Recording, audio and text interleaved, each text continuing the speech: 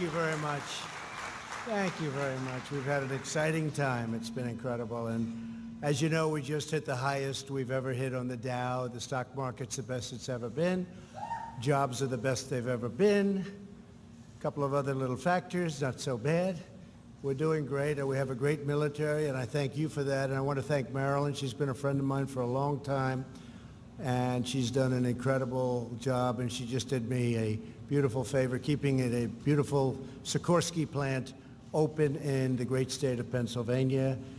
Some people would say Commonwealth. I'll call it both. But all I know is they're really happy in Pennsylvania right now. And we love Pennsylvania, and I really appreciate what Maryland did. I'm thrilled to be back in your great state, a state that I won, and we won it not so late in the evening, a little bit early in the evening, actually, which is even better.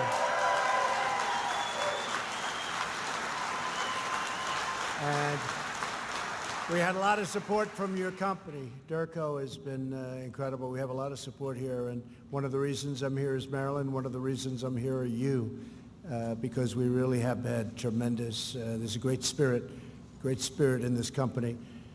We're here today to celebrate the triumphant return of American manufacturing. You know what they said, it was going to be gone, but it's not gone. It's really thriving, and it's starting to build up at a level that nobody thought was possible. Everything we're doing to keep the assembly lines rolling full speed ahead, that's being done, and we're doing it right.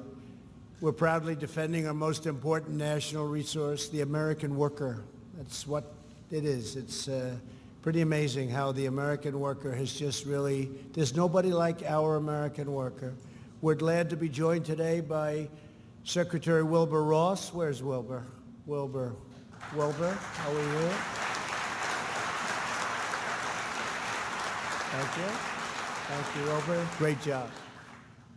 A friend of mine and somebody who's very, very tough and very, very smart, Senator Ron Johnson. Ron, thank you.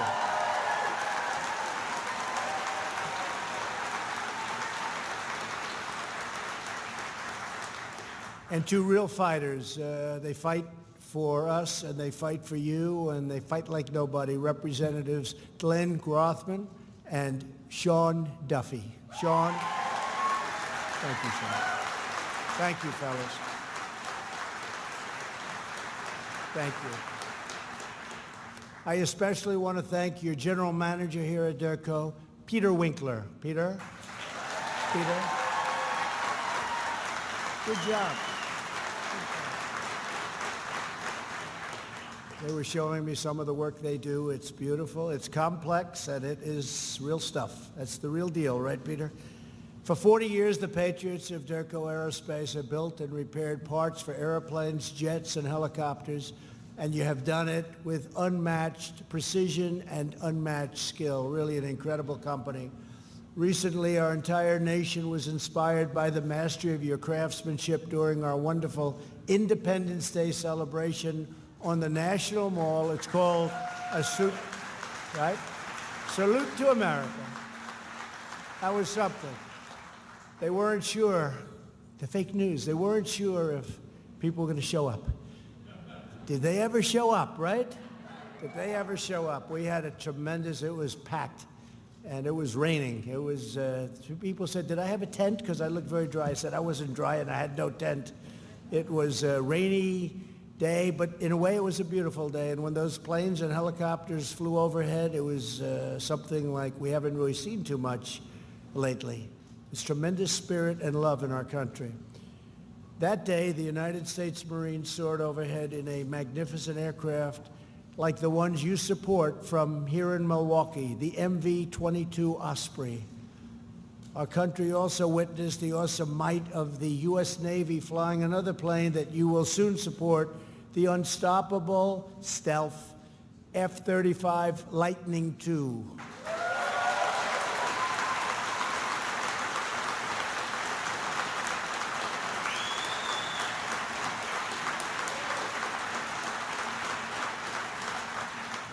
I get to meet a lot of pilots. I once said to one of the pilots, he looked like central casting.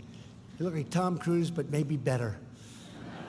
A little taller and a little stronger. And I said, so tell me, how good is the F-35 compared to other planes, enemy craft? He said, well, they have a problem. They can't see it. I said, that sounds good to me, not knowing too much about it. That sounds good. But he said, there's nothing like it. And I remembered that was a long time ago now, toward the beginning.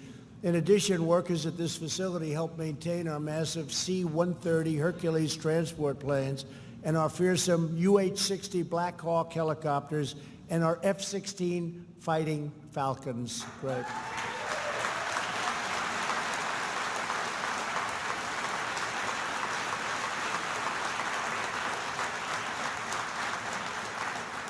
Pretty busy. What do you do in your spare time, by the way? It's a lot of work.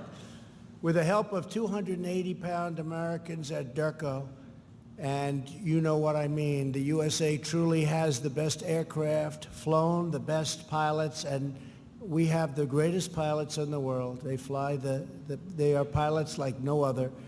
Made and maintained the best workers anywhere in the world, and I'm excited to hear that thanks to your new responsibilities for the F-35, your company will be expanding its workforce by 15%. Is that right, Marilyn? Wow. That's good. That's good.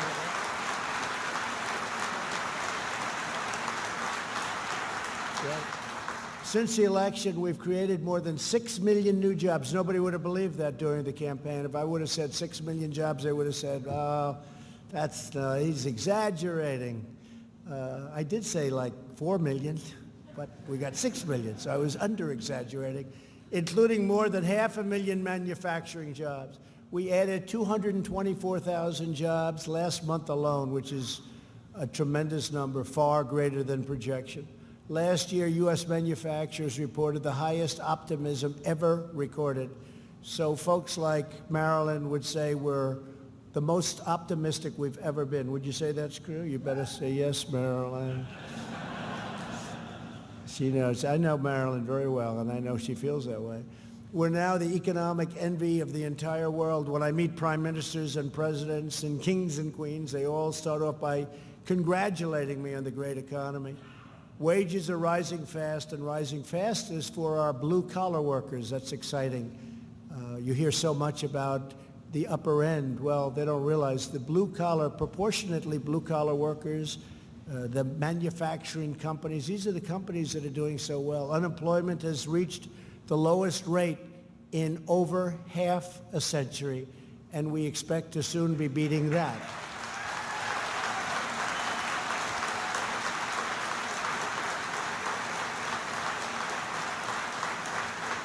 African American, Asian American, and Hispanic American unemployment have reached their lowest levels ever in the history of our country. And right here in Wisconsin, the unemployment rate is just 2.8%, among the very lowest in the country. It's a great state. It's a fantastic state. So doing some phenomenal work. We've powered our economic turnaround by following two fundamental rules. If it hurts American workers, we don't do it. It's very simple. And if it helps American workers, we definitely do it, and we do it quickly. It's very simple.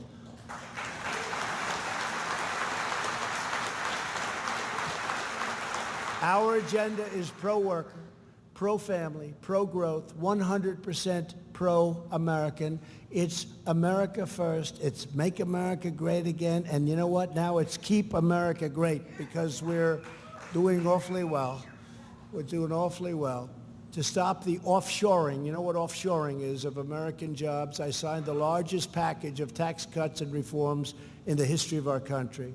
Since then, $876 billion, that's a lot even for you, Marilyn, right? That's a big number. Has poured back into the United States from abroad. We want companies to invest, hire, build, and grow right here in America and right here in Wisconsin.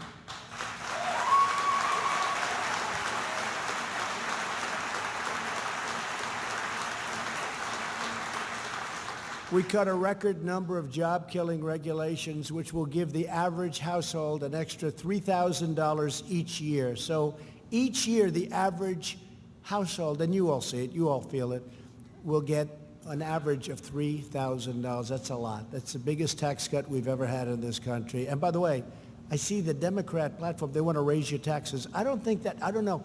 Maybe, I haven't been a politician too long. Somehow that doesn't play well, right? They want to raise your taxes. Okay, we'll figure that one out. We launched an American energy revolution. The United States is now the #1 producer of oil and natural gas anywhere in the world, and it's not even close.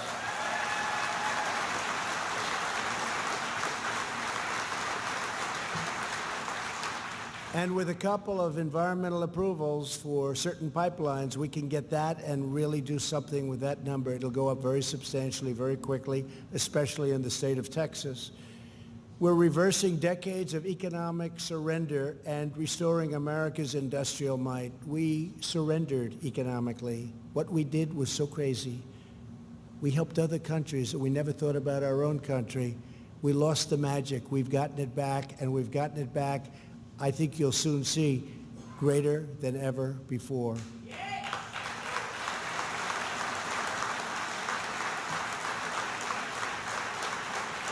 And your executives know this. Companies are pouring back into our nation. Automobile companies from Japan and other nations are pouring back in. Many of the great auto companies are coming back into Michigan. They're coming back into Pennsylvania, Ohio, Florida, North Carolina. You have not so many jobs left. We have to get some more workers over here, I think, Maryland. We have to do something. But we have automobile companies and other companies pouring back in. And you had the greatest year you've ever had in the history of this state. This is a great state, but you had your best economic year that you've ever had, so that's great.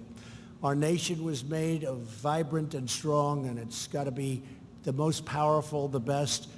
It really was made with American manufacturing. And you know that a previous administration said, manufacturing's gone, you're going to have to take a magic wand to bring it back. Well, that was wrong. The previous administration, they allowed foreign nations to plunder our wealth and to pillage our factories. They sold out our workers and they hollowed out our industrial heartland. But those days are over. And I have to tell you, it's not just the previous administration. It's been many administrations, in all fairness to President Obama. It's been many administrations. They allowed it to happen. They allowed our factories to close, our workers really to not have jobs.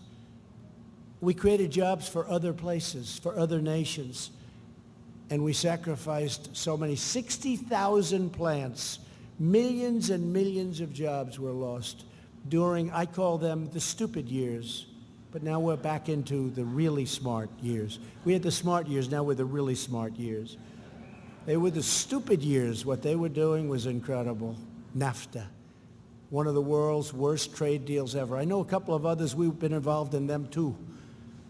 World Trade Organization, that's a beauty. You don't know as much about that, but NAFTA was a disaster for this country, and we're going to be replacing that very soon, hopefully with the USMCA, and that's going to be something really special. It's going to keep jobs. One of the things I said to start off, I don't want people leaving this country, meaning companies. I don't want to incentivize companies to leave, fire their people, build product, sell the product over in our country, no tax whatsoever. So we end up with no jobs, no factories, no taxes, no nothing. It's not going to happen anymore, and it can't happen under our new agreement.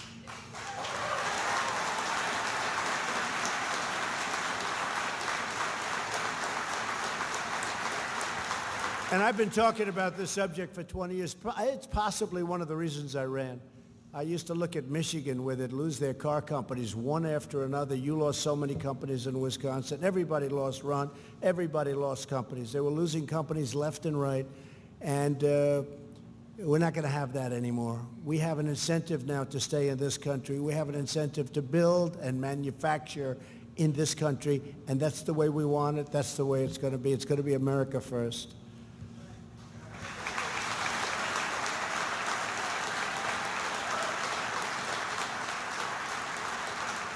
After years of rebuilding foreign nations, we are finally rebuilding our nations. It's as simple as that. We've built other nations. We focused on other people's borders. We'd fight for other borders, but we don't fight for our own border. We have open borders, and they had our military men protecting their borders. Figure that one out. But it's all changing, and it's changing very rapidly, and we're doing really well right now. Mexico has 21,000 troops on the border, guarding our border. Our laws are so bad, our military can't do a damn thing. We have the greatest military in the world.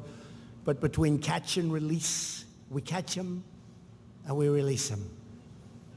Think of it. We catch them, take a little number, come back in 3-4 years. These are the Democrats, and they should change them, Sean. They should change them so easily, but they don't want to do it. It's politics. They want open borders. I really think they want open borders. Even though 4 or 5 years ago, they all wanted strong borders and they wanted walls and everything else. That was when they were sane, but they're no longer sane. For years, politicians let China take the crown jewels out of our country. My administration has taken the toughest ever stance to stop these incredible abuses. As a candidate for president, I also promised to replace the disaster known as NAFTA. Since NAFTA's adoption, the United States was losing jobs and losing plants like nobody's ever lost before. Almost 1 in 5 auto jobs were lost due to NAFTA, and I think that's a wrong number. I think it's worse than that.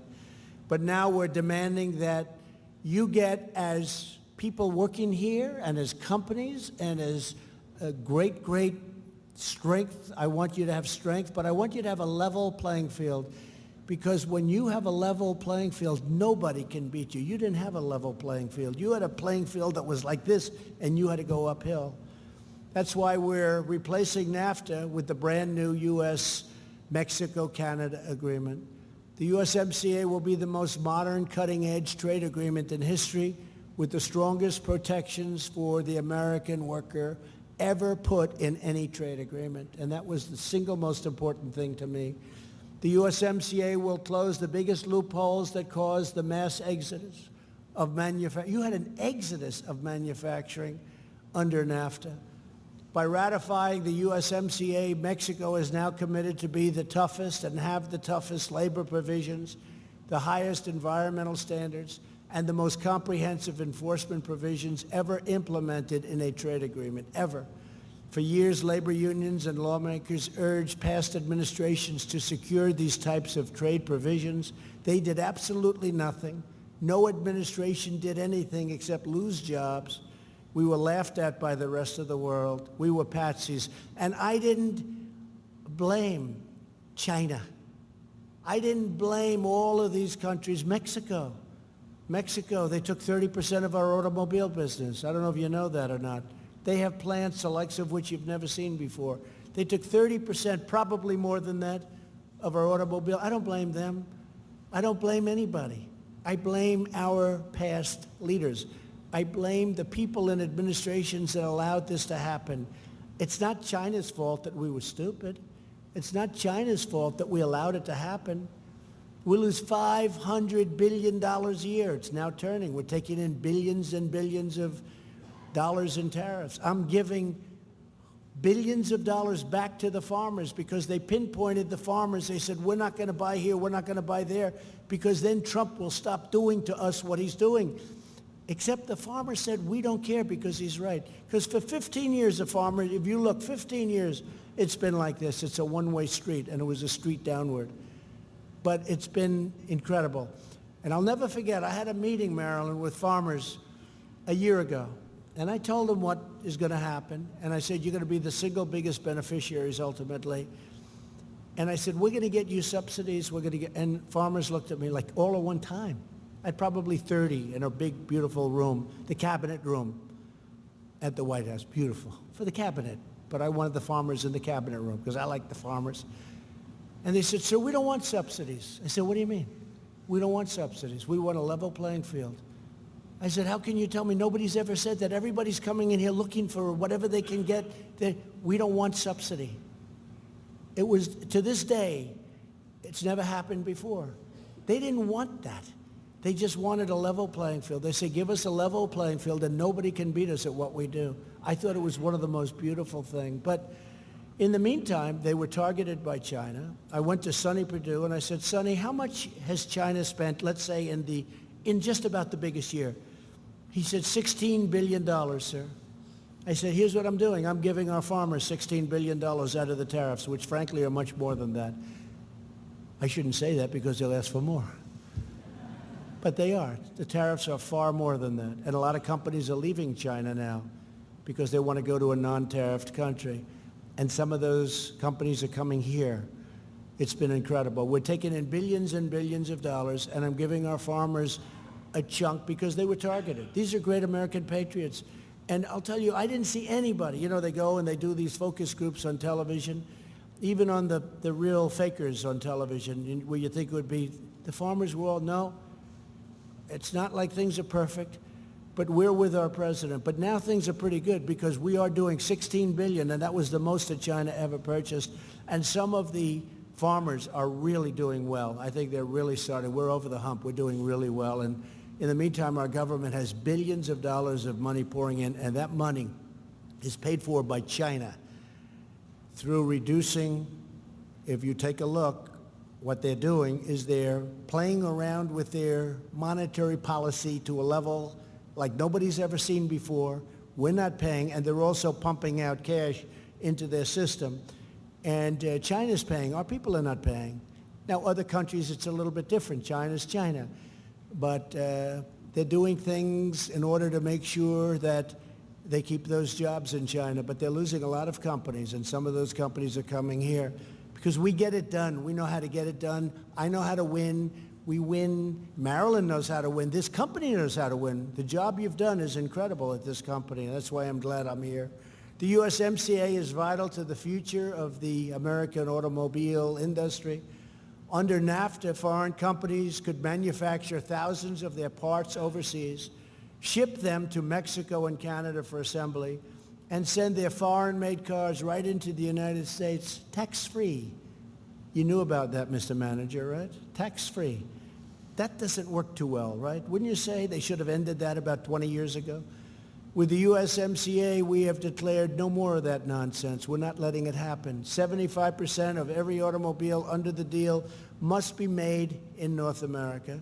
And we're requiring a large portion to be made by high-wage labor, which means American labor, because you were competing against people that, frankly, were getting slightly less money than you do. Am I trying to be nice when I say that? Does anybody object to hearing that?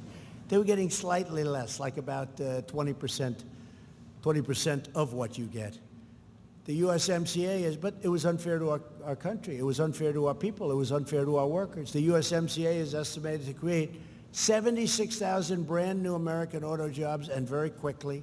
That means more cars, more trucks, and auto parts will be stamped with those beautiful words, made in the USA. Remember, we used to see that all the time, made in the USA?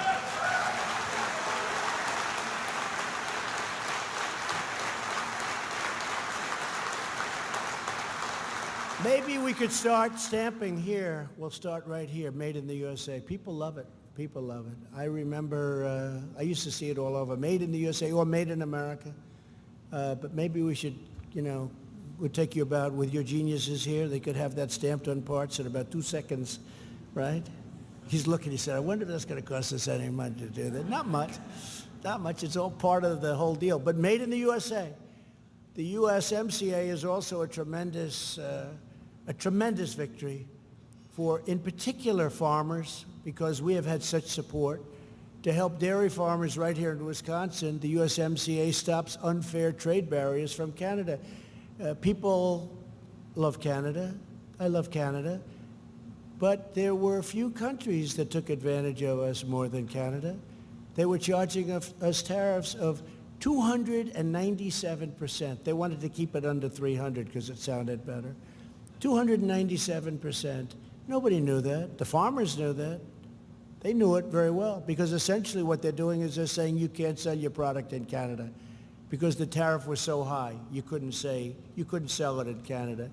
Under our trade agreement, we will see significant increases in exports of Wisconsin agriculture, supporting jobs throughout the state. It's going to have a tremendous impact on your agriculture and on your manufacturing. Once fully implemented, the USMCA will bring up to 600,000 jobs to our shores, and it's probably going to be well over 1.2 million jobs.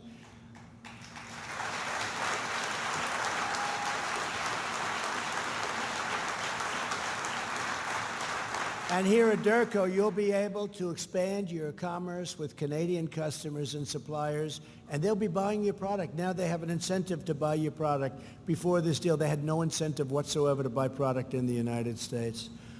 I want to personally thank Marilyn and Lockheed Martin for supporting this groundbreaking agreement. What you've done is really great. You've been calling everybody, I hope, right? I've heard you have. You know, the wake was left. They're calling, can you get her off our back? That's good. That's what I want. That's why I told Marilyn, see if you can do it, if you want to do it. We need help from the Democrats to get it done because it's political season. And I say it's a bipartisan. Let it be a bipartisan bill. I don't want credit for it. Let it be a bipartisan bill, the USMCA. For years, members of Congress have demanded a replacement for NAFTA. Now they finally have the best replacement that they could ever even imagine. The farmers can't believe it. The manufacturers can't believe it. Even Maryland, the unions can't believe it. It's good for everybody. So on behalf of our nation's loyal, hardworking citizens, I'm calling on Congress to pass USMCA and send it to my desk immediately for signature. We shouldn't be playing around. And every day that goes by, it gets more and more political because we get closer and closer to the election. And maybe it's harder. It shouldn't be hard. I mean, the day before, you should sign this the day before the election. But view it as a bipartisan bill. And it shows that Congress is doing something other than wasting time on the witch hunt and the nonsense that they work so hard at. They work so hard. If they worked 1/100th as hard on immigration, it would be solved in about 15 minutes. Just a waste of time. Amazing.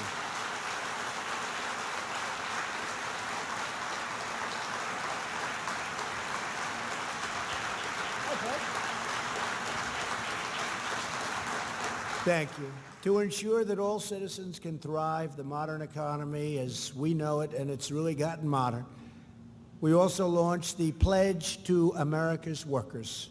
I'm thrilled that Lockheed Martin has committed to providing apprenticeships and workforce development opportunities for 8,000 of our great citizens. Thank you.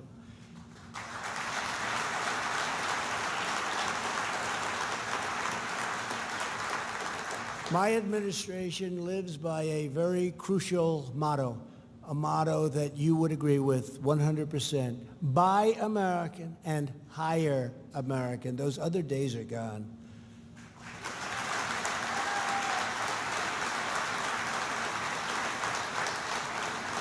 So as we restore our economy, we're really restoring our standing in the world. We're respected again. America is respected again like it hasn't been respected in many, many years. We were laughed at.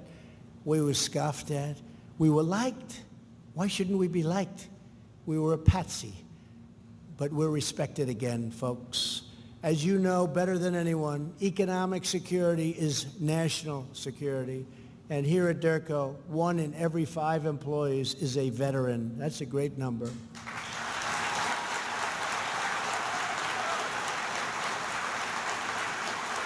Great number.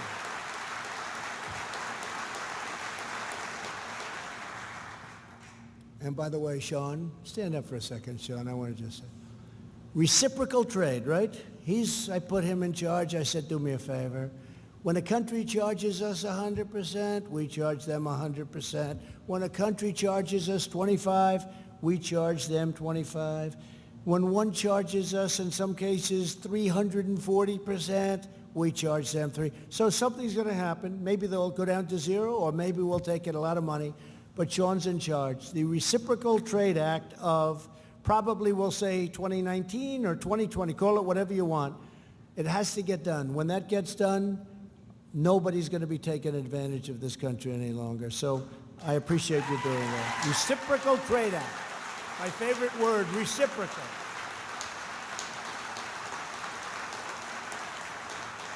It's my favorite word, reciprocal. Among those with us today is Teresa Spradertrin, who began her career in the U.S. Air Force and the Wisconsin Air National Guard. Where is she? Where is she? Come on up here. Come up. Come on. In the military, She supported legendary aircraft such as the U-2 and the SR-71 Blackbird for the past 21 years from right here in Durko. They like you, by the way, Teresa. They really like you. You know, you like them too, I'll bet, right? I do. Teresa's continued to keep our nation's aircraft flying. I want to just thank you. You're a very special person. I said, I want a couple of special people. We don't have too much time, just give me one. And they gave me you. That's pretty good. Say a few words.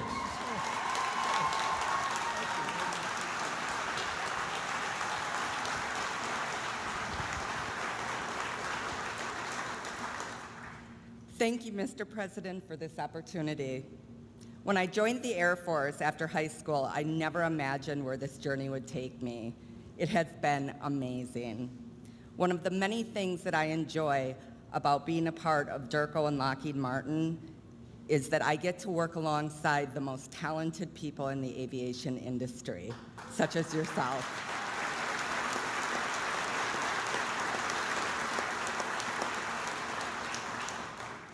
As a veteran, I'm incredibly proud to work for Lockheed Martin because I continue to support our men and women in uniform every day.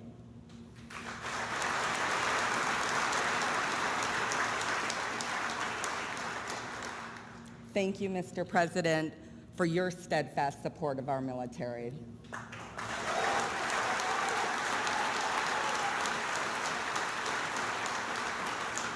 I would also like to thank Ms. Houston and my Lockheed Martin and Durko family. Most importantly, I would like to thank my husband for taking this journey with me and for his service to our country as a military retiree.